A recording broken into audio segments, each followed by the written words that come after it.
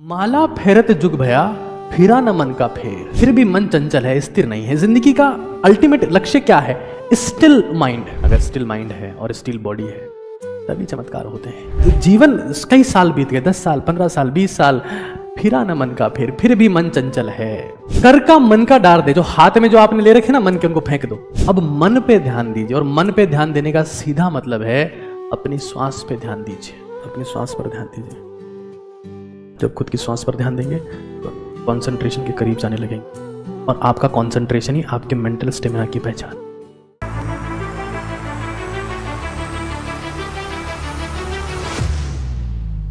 माला फेरत जुग भया फिरा न मन का फेर, कर का मन का डार दे मन का फेर। क्या पावरफुल लाइन है। कुछ लोग हाथ में माला रखे हुए हैं। आजकल तो मैं देख रहा था कि एक ऐसी माला भी आ गई है जिसमें काउंटर लिखा हुआ है, काउंटर मीटर है कि आपने कितनी बार मोती चला दिया। 1 मोती, 2 मोती, 3 मोती, 4।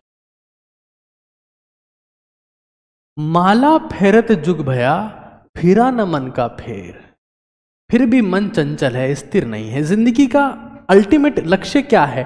स्टिल माइंड, रुका हुआ मन और स्टील बॉडी।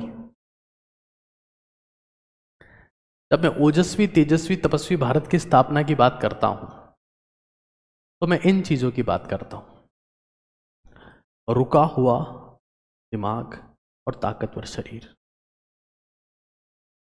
एक उम्र के साथ में आपकी उम्र जब बढ़ेगी, अभी हो सकता है कि आपका शरीर ताकतवर आप बना लो मेहनत करके, उम्र के साथ साथ माइंड कहीं ना कहीं मन स्थिर हो जाता है।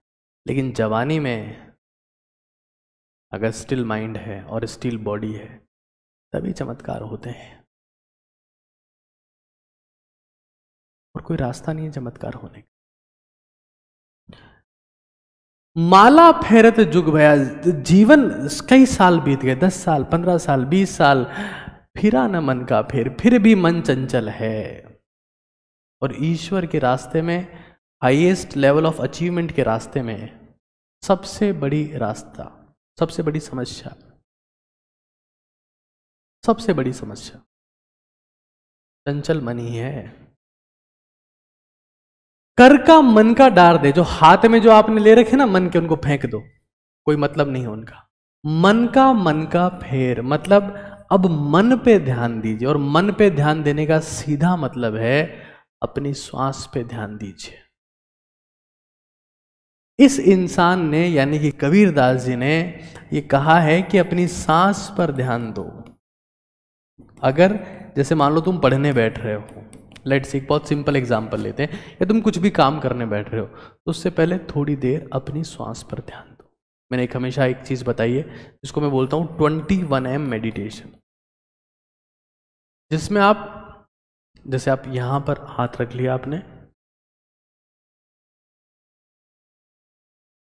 और 21 बार अपनी सांस को आता जाता महसूस कर रहे हैं।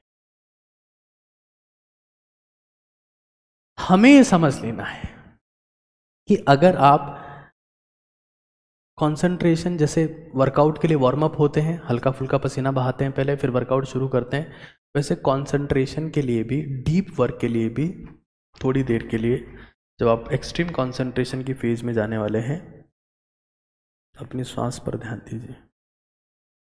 जब खुद की श्वास पर ध्यान देंगे तो कंसंट्रेशन के करीब जाने लगेंगे, और आपका कंसंट्रेशन ही आपके मेंटल स्टेमिना की पहचान।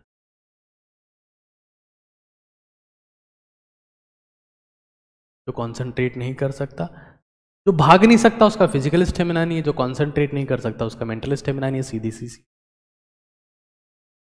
श्वास पर ध्यान देंगे तब महसूस करेंगे कि आप कंसंट्रेशन फेज में जा रहे हैं, और जब कंसंट्रेशन फेज में चले जाएंगे तो चमत्कार अपने आप होने लगेंगे।